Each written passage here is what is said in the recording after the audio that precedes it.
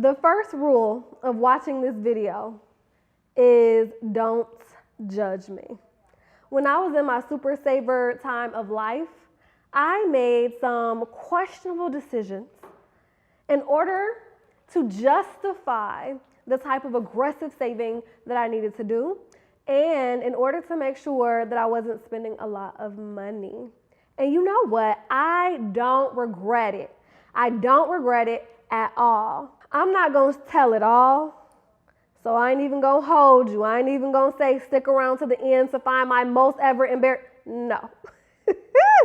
But if you are interested in learning about some of the financial decisions that I made that actually allowed me to hit a place of financial stability and financial freedom, then definitely stick around to the end.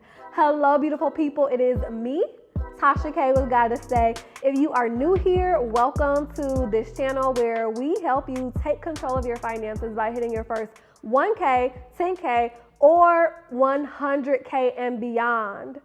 If you are returning, hello, hi, thank you for being here with me.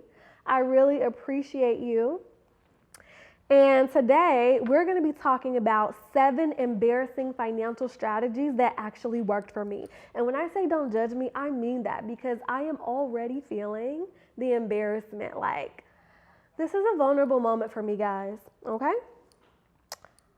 I don't know if y'all know, but I'm from the south side of Chicago. And one thing about us is that we're going to make it do what it do. We know how to make things work. Like, you know, I do like the finer things in life, but when it comes down to it, I'm a survivor. All right, ain't that what Destiny Child said? I'm a survivor.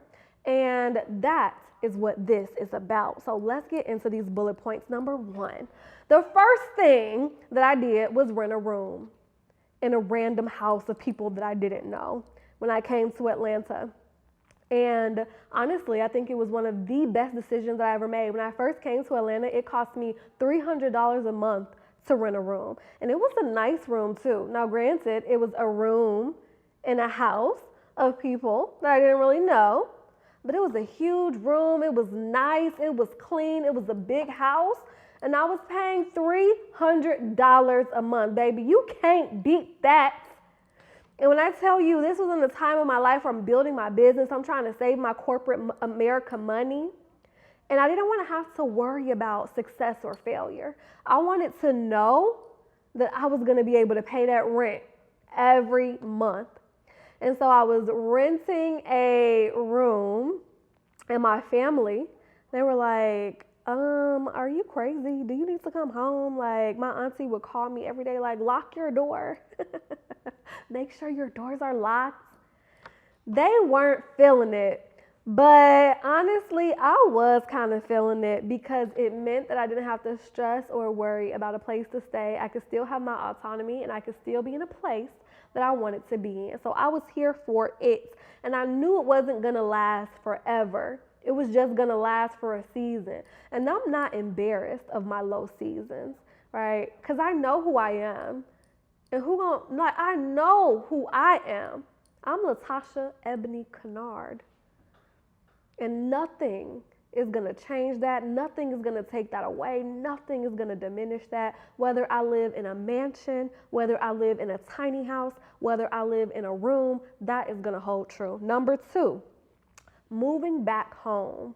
There was a time in my life, this was actually before I rented a room, that I moved back home to Chicago. This is when I left my job in corporate America, and I stayed in that city for a while.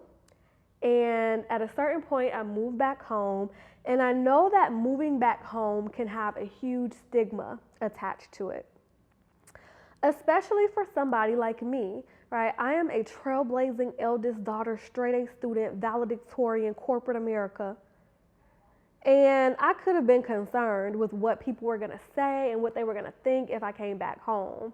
And, you know, luckily, one of the biggest assets when it comes to my financial stability is knowing that if I ain't got nothing else, I got a mama, okay? And my mama got a place to stay. And if my mama got a place to stay, that means that I have a place to stay too. And I knew that if I needed to, I could go back home. And that is exactly what I did. But when I tell you those people drove me crazy, I was probably there for like 8 months. And I was like, I got to get up out of here. Love them, like love them down. But I had to get up out of there. Like it wasn't going to work mentally. But not only that, it's cold as heck in Chicago. And I was not trying to live that life anymore. I was wanting something warmer. And that is how I got to Atlanta. So don't be afraid to move back home if you need to save some money. Number 3, intermittent fasting. That's what I'm calling it now to be cute. Actually, I was hungry. That's what I was. Like I was hungry.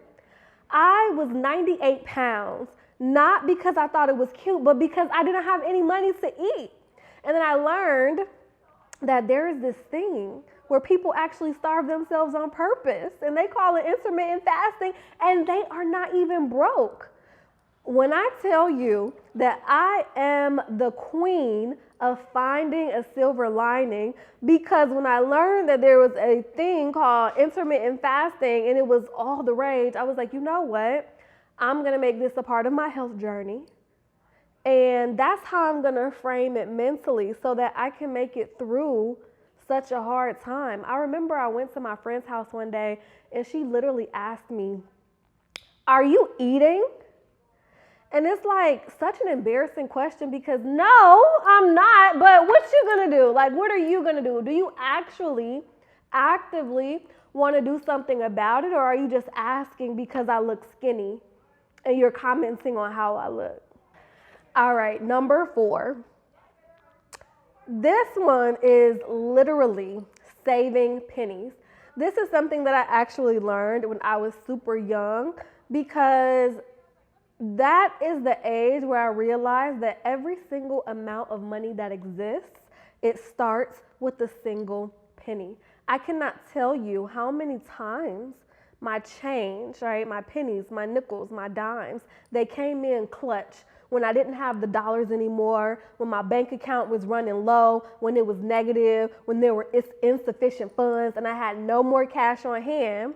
But what I did have was the change that I saved. When I tell you that every penny counts, every quarter counts, every dime, every nickel, all of it matters. And people look at me crazy when I tell them that anything is possible when it comes to your finances. And they look at me crazy because I saved my pennies. I already know what it takes. I already know what you're capable of. You just have to be willing to do the ugly work, willing to do the dirty work, willing to do the work that nobody else wants to do, and they don't want to talk about it because they think that building wealth should be glamorous. But that's not how it was for me. I hear Drake rap about starting from the bottom, but when I tell you I really had to start from the bottom and claw my way up to the top. When I did the video about 7 Black American money habits keeping you poor, I did that video and people wanted to talk to me about privilege, and they wanted to talk to me about systematic oppression and how hard it is. And baby, I get it. But you having that conversation with the wrong person, because I actually know what it takes, because I was real life counting pennies and making them work. Number 5, driving a 15-year-old car that had a hole in the bumper, like a big, big noticeable hole. And I was driving this car while I worked in corporate America, and I would be around all my fancy corporate friends, and they would be driving these super nice cars, and I was driving a 15-year-old car that I bought from my cousin for $2,000, and it was paid off. And I remember one day, one of my friends came to me, he walked me to my car, and then he looked at me, and then he looked at the car, and he was like, oh, you must be saving. And like, I see you, like I see the shade, but at the same time, it didn't bother me and it didn't faze me because I already know what my bank account is hitting for, right? Everything I'm talking to you about today, whether I was renting a room or moving back home or intermittent fasting or saving pennies, I had money. I didn't have money, but I did have money. And this is why, right? One of the things I learned when I was really young, right? This is one of the most foundational things that I learned about money, is that you cannot have your money and spend it too. And so when I was driving that 15-year-old car, it was because I wanted to be saving my money instead of driving my money. And there is a very big difference. Number 6, one of the most embarrassing strategies that worked for me was not celebrating anything. I wasn't going out to eat. I wasn't buying wedding gifts. I wasn't buying anniversary presents. I wasn't buying Mother's Day presents. I wasn't buying Christmas presents. I wasn't buying Father's Day presents. I wasn't celebrating anything. If there was a celebration, I was opting out. I was opting out. How am I trying to build wealth, but I'm spending money at the same time? Like, it didn't make sense to me. So I shut it down. I shut all of it down. And I had conversations with my family, but what I realized in retrospect was that I didn't necessarily have conversations with my friends. And there were some times that we butted heads. When y'all talk about splitting the bill, like, I actually lived that one time. And I had to really say, like, no, I'm not going to be splitting any bills. Like, that's not what we're doing. And it was hard. And I do feel like I lost some friends on this financial journey. And I do wish that I had communicated where I was in my financial journey a little bit better. And that is really something that I want you to make sure that you do. Number 7, going out but not dining. Okay, so a little bit different from not celebrating, where I just wouldn't do anything. This time, I would actually go out and for somebody's birthday, and I wouldn't order anything. Because in my family, we grew up poor. And what I learned was that your presence, the fact that you are there, is the most important thing. And so I would think that I would be supporting my friends by showing up for them. And I don't know what conversations they may have had about me in the back of their mind, but the conversation that I had about myself is that I'm showing up for my people, whether I'm spending money or not. And sometimes I'll maybe get an appetizer, or sometimes I would get a dessert, but sometimes I would just come, and I knew it would be a lot of people, so me not getting something wouldn't be a big deal to the server or anything like that.